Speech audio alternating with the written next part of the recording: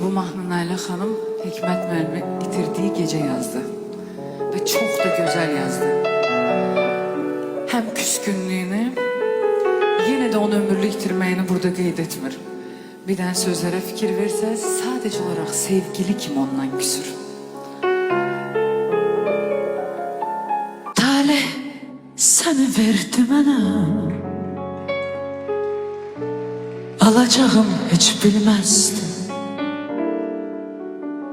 Bilseydim ki vefan budur, o ilk görüşe gelmezdim. Gözlerin oldum vurgunum,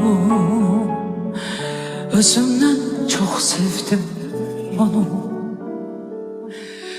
Bu həsrətin yok musun, mən heç belə bilməzdim. Dünya içinde dünyamsan, ölərəm sən məni dansan.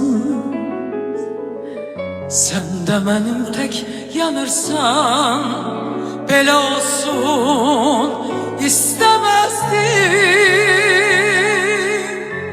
Gəl ömrümə qayıt gülüm, sənli olsun hayım ilim.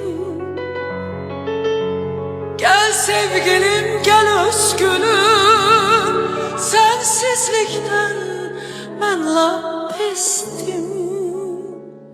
Sensiz hayattan